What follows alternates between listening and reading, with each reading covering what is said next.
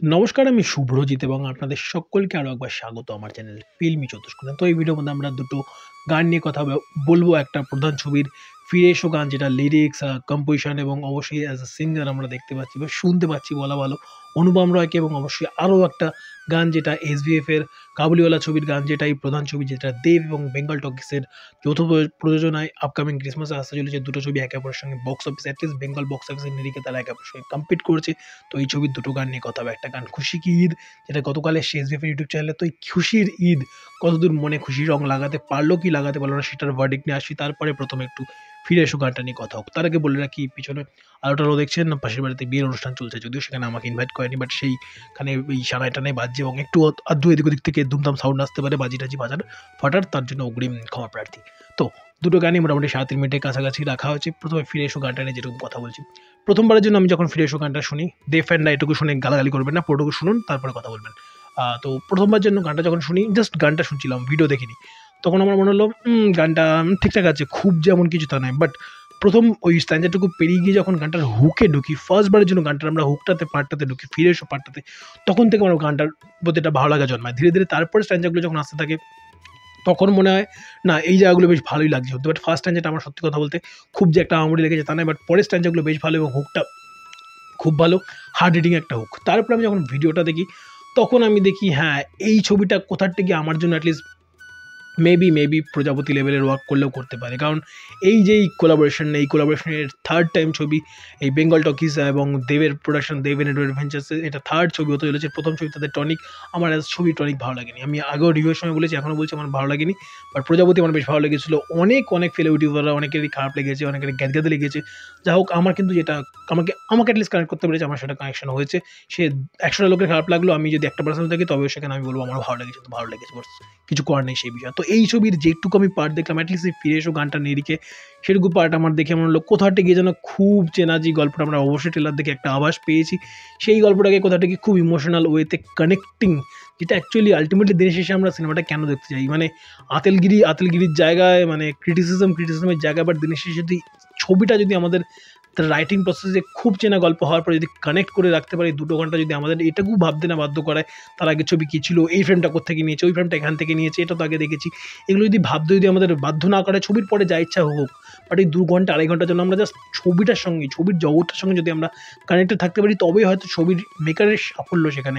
পরে তাকে নিয়ে 2 ঘন্টা পরে আপনি মাথায় রাখবেন কি 200 ঘন্টা পরে মাথায় রাখবেন, that's completely up to you.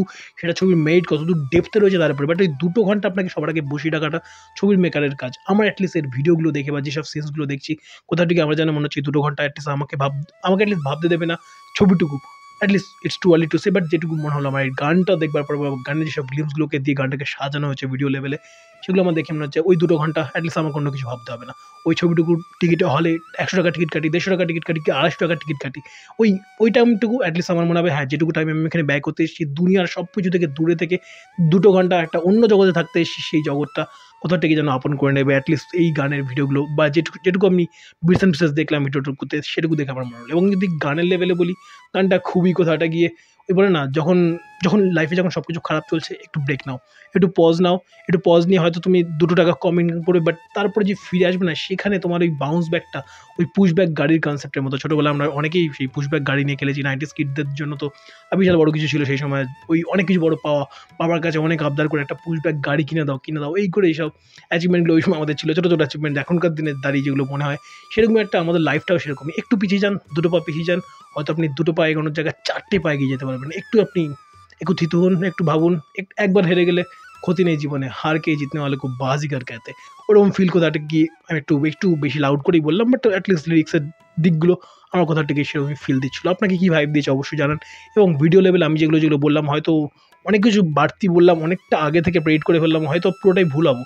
But আমার কেন জানি না মনে হলো এই ছবিটা কোথা থেকে 2 ঘন্টা 2.5 ঘন্টা আমাকে অ্যাটলিস্ট অন্য কিছু ভাবতে দেবে না, যে কোত্থেকে কপিড, এটা গাতে লাগছে, ওটা কেমন কী লাগছে। বাট ওই ইমোশনালি যদি কানেক্টেড হতে পারি, দেন সিরিয়ালে আমার প্রবলেম নেই। বাট ওই যে বললাম, দেখা যাক কী হয় আলটিমেটলি ছবিটা রিলিজ হওয়ার পরে। আপনাদের কেমন লেগেছে গানটা অবশ্যই কমেন্ট বক্সে জানাবেন।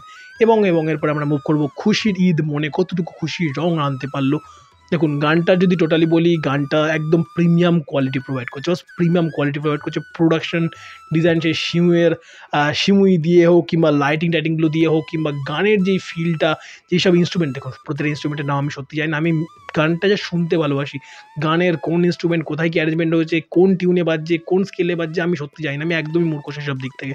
বাট শুনতে ভালো লাগা নিয়ে কথা, শুনলে একটা যেন একটা অন্য কিছু প্রোভাইড করছে, একটা ভাইব প্রোভাইড করছে, যেটা হওয়া উচিত অ্যাটলিস্ট ওই ভিজুয়াল বা ওই স্ক্রিন প্লে অনুযায়ী বা ওই থিমটা অনুযায়ী সেটুকু কি প্রোভাইড করছে কি না করছে আমি সেটা শুধু দেখেছি। আমার অ্যাটলিস্ট শুনলে মনে হচ্ছিল কোথাটা গিয়ে, দেখুন এই লোকটা, এই কাবুলিওয়ালা, এই যে চরিত্রটা, এ একটা আফগানিস্তান থেকে আসা লোক, একটা পাঠান। এর আগে এনাকে নিয়ে বা এই চরিত্রটাকে নিয়ে বেসিক্যালি 3টে কাজ অ্যাটলিস্ট আমার জানা রয়েছে। একটা রিসেন্টলি হয়েছিল যেখানে ড্যানি ডেনজংপা হয়েছিলেন কাবুলিওয়ালা, তার আগে হয়েছিল 1961 সালে যেখানে বল্লার সাহানি কাবুলিওয়ালা প্লে করেছিলেন, এবং তারও আগে হয়েছিল আই থিঙ্ক যদি ভুল না হয় তাহলে 1957 সালে, যেখানে যেটা তপন সিনহার ছবি, যেখানে ছবি বিশ্বাসকে আমরা কাবুলিওয়ালা প্লে করতে দেখি। তো এই 3টে ছবির মধ্যে আমার সবথেকে পছন্দের গান যদি বলি, সেটা 1961 সালে যে ছবিটা অবভিয়াসলি প্লে করেছিলেন বল্লার সাহানি, যে ছবিটাতে কাবুলিওয়ালা প্লে করেছিলেন, সেই ছবিতে একটা গান ছিল, এ মেরে প্যারে ওয়াতন এ মেরে বিছড়ে চমন তুঝ পে কুরবান। ওই গানটা আমার সবথেকে ভালো লাগে। এই 3টে ছবিতে যত যা গানের যা ব্যবহারটা হয়েছে সবকিছু যেন কোথা থেকে প্রতিটা মানুষের কাছে তার দেশ, তার জন্মভূমি, তার মাতৃভূমি, যেই নামে আমি অভিহিত করি না কেন, সবথেকে প্রিয় তার কাছে। এবং সেই যে টোনটা, সেটা যদি আনতে পারে তবেই সার্থক দিনের শেষে। সেই গানটা যদি আপনি যান, ইউটিউবে যান, আপনি পেয়ে যাবেন। সেই গানটা যখন, এই গানটা যখন চলছে একটা মেহফিল বা একটা কোনো একটা মজলিসে বা কোনো একটা জায়গাতে, সঙ্গীতানুষ্ঠান সো কল্ড বলতে গেলে, সেই জায়গাতে একটা গেট টুগেদারে সে যখন শুনছে লিরিক্সগুলো, তার মাথায় ওই একটা ডেজার্ট, সেখানে উট হেঁটে চলছে, ওই একটা ধুলোর ঝড়, সব কিছু নিয়ে ওই তার ভাইবটা যেটা প্রোভাইড করছে আমাকে, এই গানের টিউনগুলো, যেভাবে এন্ট্রিটা হয়েছে, লাইটটা যেরকম, ডিজাইনটা যেরকম, সব কিছু ওই ভাইবটা আমাকে অ্যাটলিস্ট প্রোভাইড করেছে। তার সঙ্গে যদি বলি টেমোশনগুলো বেশ ভালো। গানের লেভেলে যদি বলি, আমি ওই ঈশান মিত্রর পার্ট যেটুকু আছে বাংলাতে, যেখানে আমরা আবিরকে দেখি লিপসিং করতে, ওই পার্টটুকু আমার সবথেকে ভালো লেগেছে। বাকিটা যদি বলি, গানের লেভেলে গানটা বেশ ভালো, এবং হলে বিগ স্ক্রিনে এক্সপিরিয়েন্স করতে আরও বেশি মজা লাগবে বলেই মনে হয়। আপনাদের কেমন কি লেগেছে এই খুশির ঈদ গানটা, এবং আপনাদের এই 3টে ছবি নিয়ে যেসব আমি এই যেসব ইনফরমেশনগুলো আপনাদের সঙ্গে শেয়ার করলাম, আপনারা এর থেকে বেশি কিছু ইনফরমেশন আপনাদের যদি জানা থাকে অবশ্যই কমেন্ট বক্সে জানান, এবং আপনাদের ওই 3টে ছবির মধ্যে কোন কাবুলিওয়ালার ইন্টারপ্রিটেশন আপনাদের বেস্ট লেগেছে অবশ্যই ভিডিও কমেন্ট বক্সে জানান। এবং এ মেরে বিছড়ে চমন গানটা আপনাদের মধ্যে অনেকেই শুনেছেন না, তো আপনাদের এই সিনেমাটা কেমন লেগেছে অবশ্যই কমেন্ট বক্সে জানাতে ভুলবেন না।